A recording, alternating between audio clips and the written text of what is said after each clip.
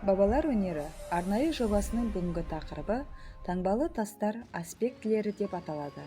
Осыдан бірнеше мың жыл бұрын өмір сүрген адамдар өз өңірлеріне өмірдің ең басты аспектілерін таңбалап кеткен.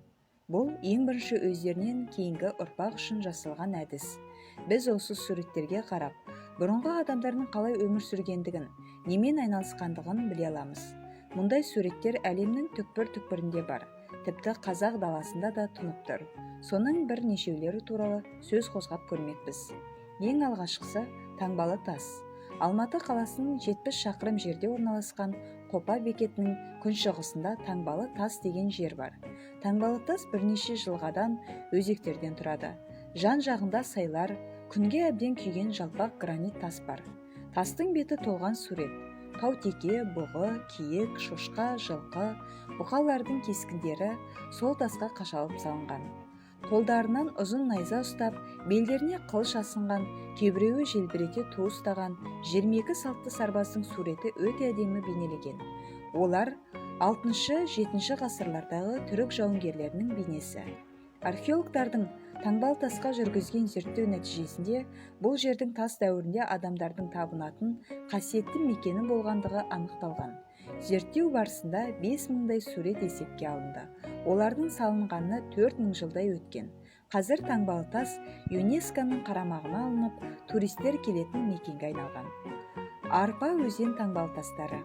Арпа өзен таңбалы тастары қола дәуірінде сақталған. Біздің заманымыздан бұрын 1-2 мыңжылдық.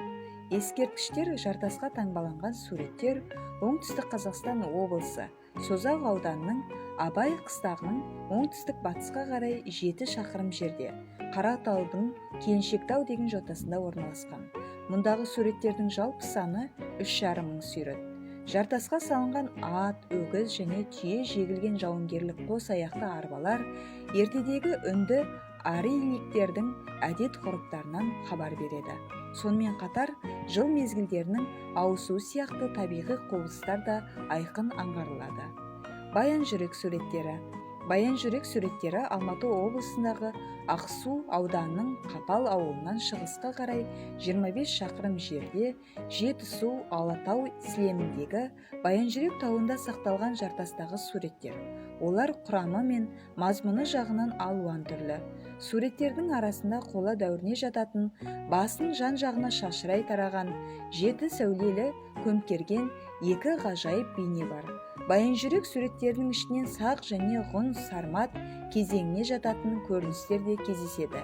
Жартастағы суреттердің көпшілігі негізінен салт атты сарбаздар бейнесінде берілген ежелгі түрік дәуірін сипаттайды. Ақбауыр үңгірі. Ақбауыр үңгірі қола дәуірінде сақталған ескерткіш. Суретті үңгір Шығыс Қазақстан облысының Ұлан ауданындағы Бестерек ауылынан солтүстікке қарай 7 шақырым жерде Ақбауыр тауының етегінде табылған.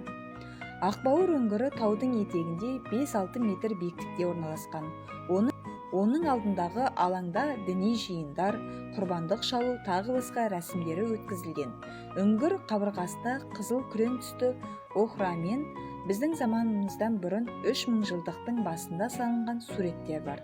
Негізінен қос аяқты арба, өгіз, таутеке тағы басқа суреттері бедерленген.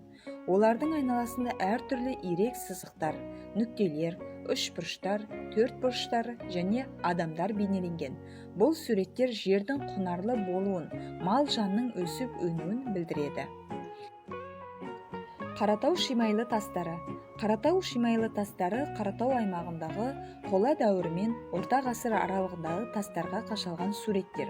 Мұндай тастар Қаратаудың Қойбағар, Арпа өзен, Майдамтал, Үлкен Тұра, Қысан, Жыңғылшақ, Ақсу жабағылы, Қошқарата, Сүйіндіксай тағы басқа шатқалдары мен сайларында көптеп ұшырасады. Жалпы суреттер саны бірнеше мың.